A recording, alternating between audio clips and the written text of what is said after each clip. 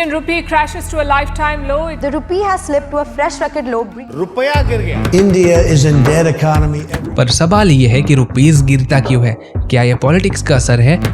Israel is their fatherland and India their motherland. या global market का effect है? या फिर हमारे सिस्टम में कोई बहुत ही बड़ा घोटाला है? I hate India. आज हम समझेंगे रुपीस के डाउनफॉल की कहानी और क्यों despite being a production giant India अपना माल दुनिया को नहीं बेच पाता।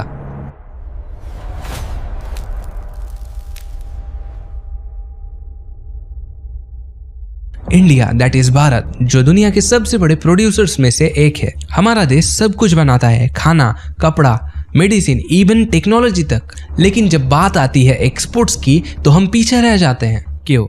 क्योंकि हमारे प्रोडक्ट्स दुनिया के स्टैंडर्ड्स को पास नहीं कर पाते। बहुत बार Indian goods, specially food items, foreign safety test में फेल हो जाते हैं, क्योंकि इंडिया में फूड सेफ्टी नाम का कोई चीज ही मौजूद नहीं है। हाँ, एक है फसाए, बट वो कोई काम का नहीं है, क्योंकि इंडिया में फूड सेफ्टी ऑफिसर्स ही मौजूद नहीं है। 150 करोड़ आबादी के एक देश में सिर्फ 584 ऑफिसर्स मौजूद हैं, जो 150 करोड़ आबादी के लिए इफेक्टिव है ही नहीं, क्योंकि सिर्फ एक ऑफिसर 26 लाख लोगों के लिए जिम्मेदार है। बट इनमें से कुछ ऑफिसर्स करप्ट भी तो है और किसी एक की गलत साइन 26 लाख लोगों को डिस्ट्रॉय कर देते हैं। इंडिया के एग्रीकल्चरल क्रॉप्स हो या फिर दूध या अंडा, इवन बड़े बड़े कंपनीज के प्रोडक्ट्स में हाईली टॉक्सिक पेस्टिसाइड्स होते हैं या फिर हार्मफुल बैक्टीरियाज एंड माइक्रोब्स होते हैं। 26% of vegetable contain toxic heavy metal. इन मसालों में इथाइलिन ऑक्साइड पाया गया। प्रोटीन पाउडर्स में पेस्टिसाइड्स, केमिकल्स और टॉक्सिन्स पाए गए। क्योंकि गवर्नमेंट का कोई ऑन ग्राउंड रेगुलेशंस है ही नहीं और यही टॉक्सिक फूड इंडियन जनता बहुत ही आराम से खाते हैं।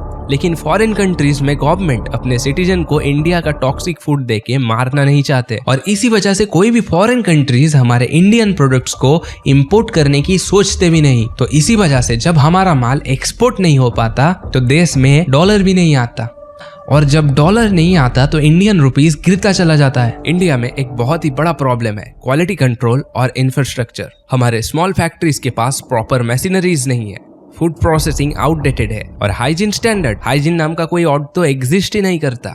डेवलप्ड कंट्रीज हर प्रोडक्ट को साइंटिफिकली टेस्ट करते हैं, bacteria level, packaging material, even barcode standard तक। और इंडिया में बहुत फैक्ट्रीज में क्वालिटी चेक बस एक आदमी का सिग्नेचर होता है। जब तक हमारा देश क्वालिटी कंट्रोल पे फोकस नहीं करेगा तब तक दुनिया हमारे से माल खरीदेगा भी नहीं, चाहे हम कितना भी सस्ता बेच ले। रुपीस सिर्फ तब स्ट्रांग होगा जब दुनिया हमारे प्रोडक्ट्स पर भरोसा करे। चलो अब थोड़ा इकोनॉमिक्स समझते हैं। जब एक कंट्री बहुत ही ज्यादा इंपोर्ट करती है और कम एक्सपोर्ट करती है तो उसे कहते हैं trade deficit. India petroleum, electronics, machinery और रॉ मटेरियल्स इंपोर्ट करता है और ये सब डॉलर में खरीदा जाता है। तो जितना ज्यादा हम इंपोर्ट्स करेंगे उतनी ही ज्यादा डॉलर की डिमांड बढ़ेगी और जितना ज्यादा डॉलर स्ट्रांग होगा रुपी उतना ही गिरता जाएगा। लेकिन इसका इम्पैक्ट हर इंडियन के जीवन पे पड़ता है। पेट्रोल से लेके ग्रोसरीज तक सब कुछ महंगा। एक और रीजन है जो लोग इग्नोर कर देते हैं, वो है रिसर्च एंड डेवलपमेंट में कमी। डेवलप कंट्रीज अपने प्रोडक्ट्स में हर साल इनोवेशन करते हैं, नई design, better materials, eco friendly packaging, ये सब उन्हें प्रीमियम बनाता है। इंडिया में रिसर्च एंड डेवलपमेंट का बजट जीडीपी का सिर्फ 0.7% है। कंपेयर करो जापान और साउथ कोरिया, जिसमें इंडिया के बिहार से भी कम लोग मौजूद है। उन देशों में ये उनके जीडीपी का 3 से 4% होता है। और जब हम इनोवेशन में पीछे रह जाते हैं तो हमारा प्रोडक्ट चीप बन जाता है। हमें चीप सप्लायर नहीं, क्वालिटी क्रिएटर बनना है। और मान लो किसी ने सब कुछ सही भी कर लिया, quality top, product ready, buyer भी मिल गया, फिर भी एक्सपोर्ट करने के लिए क्या चाहिए? Paper works. इतने परमिशन, इतने फॉर्म, इतने लाइसेंस की एक्सपोर्टर का सबर ही टूट जाता है। आपको लगता है फॉरेन बायर्स इतना वेट करेंगे? बिल्कुल नहीं, वो सीधा वियतनाम या बांग्लादेश या चाइना चले जाते हैं। ब्यूरोक्रेसी एक इनविजिबल बैरियर है जो रुपी को साइलेंटली रोक रहा है। एक और साइकोलॉजिकल फैक्टर है परसेप्शन। बाहर के बायर्स के लिए मेड इन इंडिया का अक्सर मतलब होता है चीप और लो क्वालिटी प्रोडक्ट्स। पता है इंडिया अमेरिका में क्या एक्सपोर्ट करता है? उस जगह पर खड़ा हूँ जहाँ पर मेड इन इंडिया लिखा है और आपको दिखाता हूँ। लेकिन यह सिर्फ आधा सच है। इंडिया ने इसरो, टाटा, महिंद्रा, अमूल, एंड इन्फोसिस जैसे ब्रांड दिए हैं जो दुनिया के स्टैंडर्ड्स पर खड़े उतरे हैं। प्रॉब्लम ये है कि हमारी सेफ्टी एक मजाक बन के रह गई है, क्योंकि गवर्नमेंट से लेके ज्यादातर बिजनेस के लिए सिर्फ प्रॉफिट मैटर करता है। इवन जो भी चीजें हम बाहर के देशों से इंपोर्ट करते हैं, जैसे कि edible oils, fruit, nuts, coffee, cereals, उन देशों में अलग से हमारे लिए प्रोडक्ट्स प्रोसेस किया जाता है। उन प्रोडक्ट्स में ज्यादा से ज्यादा प्रॉफिट बनाए रखने के लिए harmful pesticides and fertilisers use किया जाता है, क्योंकि वो हार्मफुल चीजें हमारे इंडिया में लीगल है। अब देखिए ये सब प्रॉब्लम्स मिलके एक डोमिनो इफेक्ट क्रिएट करता है। एक्सपोर्ट्स ना के बराबर होता है तो डॉलर भी नहीं आता, और इंपोर्ट हर साल बढ़ता ही जाता है। डॉलर की डिमांड बढ़ती है और रुपीस गिरता चला जाता है।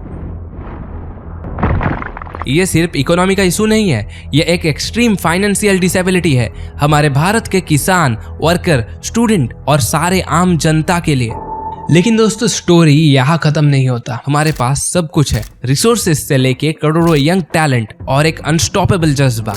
अगर हम अपने प्रोडक्ट स्टैंडर्ड इंप्रूव करें, R&D में इन्वेस्ट करें और एक्सपोर्ट सिस्टम को सिंपल बनाएं, तो हमारे देश की एक्सपोनेंशियल ग्रोथ होगी। ये टाइम है इंडिया के लिए चीप एक्सपोर्टर से ग्लोबल इनोवेटर बनने का। जब हर इंडियन प्रोडक्ट वर्ल्ड क्लास होगा, तब रुपीज सिर्फ एक नोट नहीं, डॉलर जैसा ब्रांड होगा। और जब देश में बच्चे से लेकर बूढ़े तक इजीली कंट्री गुड्स को एक्सपोर्ट कर पाए, एग्जैक्टली चाइना जैसे, तो हमारा देश भी एक दिन ब्रांड बनेगा। दोस्तों दिल से शुक्रिया इस वीडियो को एंड तक देखने के लिए। अगर आपको ये वीडियो थोड़ा सा भी अच्छा लगा हो तो प्लीज़ वीडियो को लाइक कर दीजिए और चैनल को सब्सक्राइब कर लीजिए। और आपको इस बारे में क्या लगता है कि हमारे देश के अंदर क्या क्या प्रॉब्लम है और कौन सी चीज़ है जो हमारे इंडियन रुपी को बढ़ने से रोक रही है, प्लीज़ वो चीज़ें आप कॉमेंट करके बताइए। ये देश अभी जागना बाकी है, इट्स अनएक्सप्लोर्ड, जहां सवाल खत्म नहीं होते।